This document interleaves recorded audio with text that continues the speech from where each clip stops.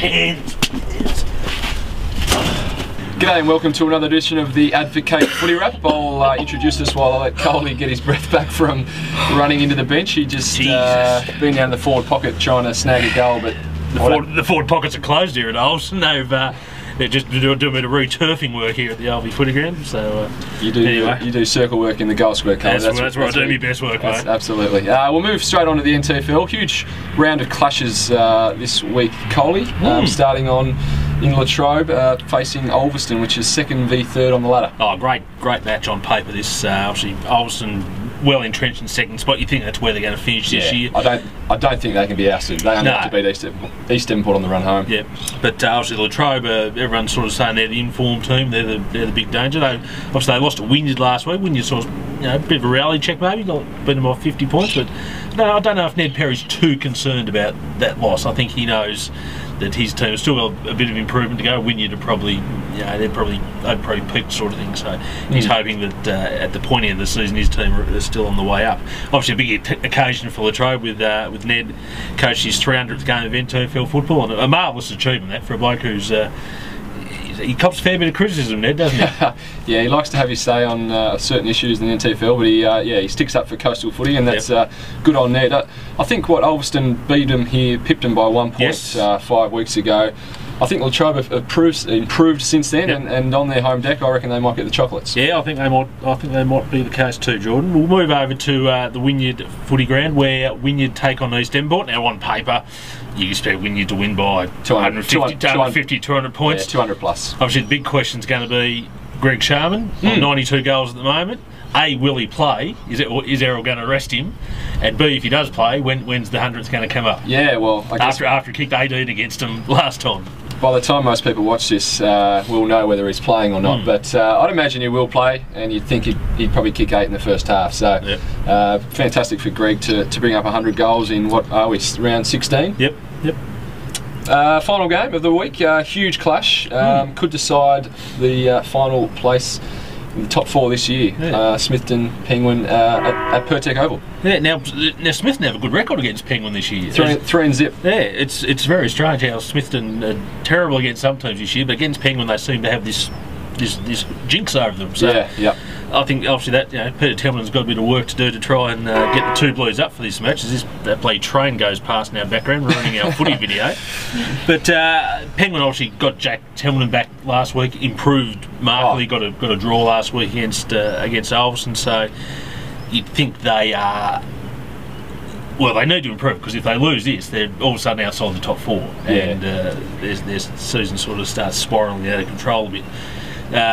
Smithton's record on the road is well known, but they seem to have this thing against Penguin. I'm just leaning Penguins away at the moment. Your thoughts? Yeah, we jacked back and we saw what he brought to the side last week against Ulverston here. So, look, I think Penguin will get the chocolates. Smithton have been pretty good this side and have challenged maybe Penguin and Latrobe to a lesser sense, but they're the 5th best team in the comp. Yep.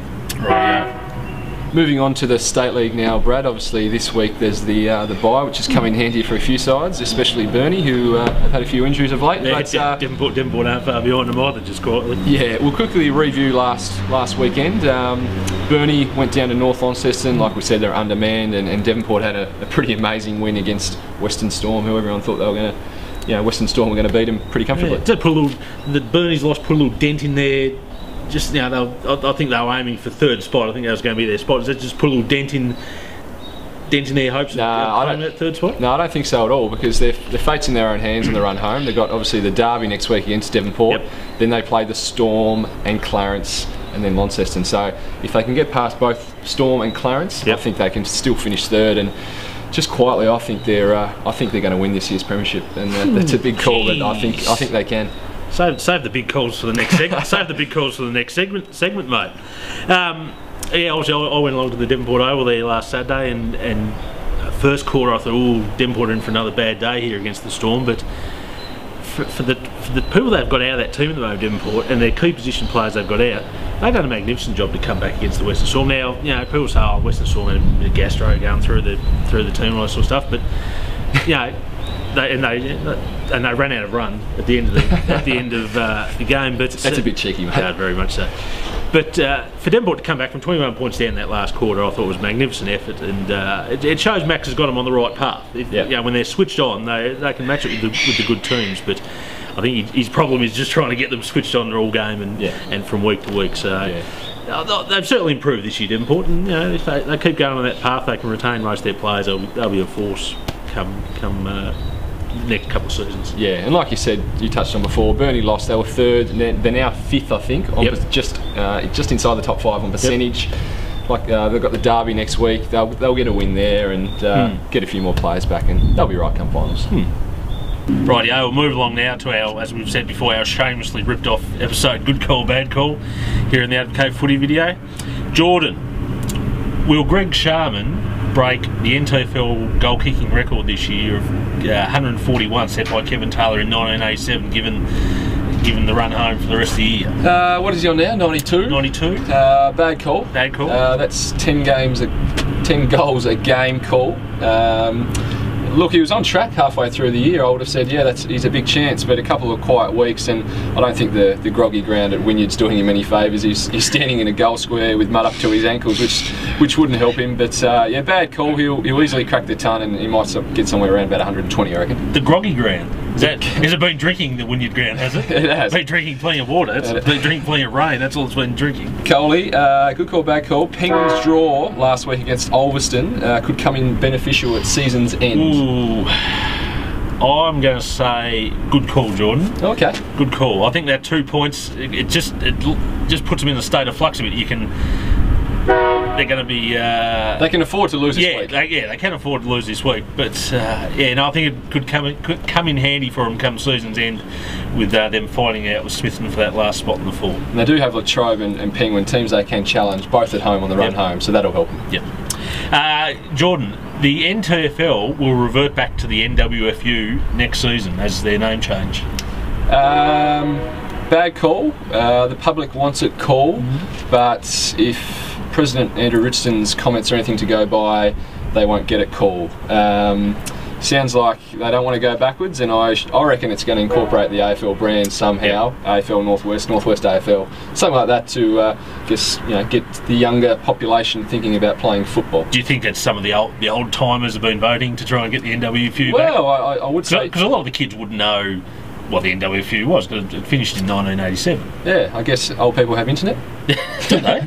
Yes. Sure, all right. Good call, bad call, Brad. This has been the best TSL season in terms of evenness. Good call, Jordan. Now, at the start of the season, I thought there was going to be 2 or 3 bad teams, but really, it's only the Tigers that are the only bad team down in Kingborough there, and they're obviously a start-up team. Yeah. Devonport, as we said last week, have been not very competitive on the road, but their home form's been brilliant. And Hobart City. Like last week, I mean, upsets galore. You had North Launceston in a minor upset over Burnie. You had Devonport coming from 21 points down in the last quarter to defeat Western Storm, and then to top it off, Hobart City defeated Clarence down at Belrive. I mean, you couldn't ask for anything more in the season. I think the top team's shown if they're 5 or 10% off their game, the lower teams will beat them. Yeah, we're in for a cracking last 4 or 5 rounds of the State League, that's for sure. Well, thanks again, folks, for joining us, all 10 or 15, 20 of you out there, and we'll catch you again soon.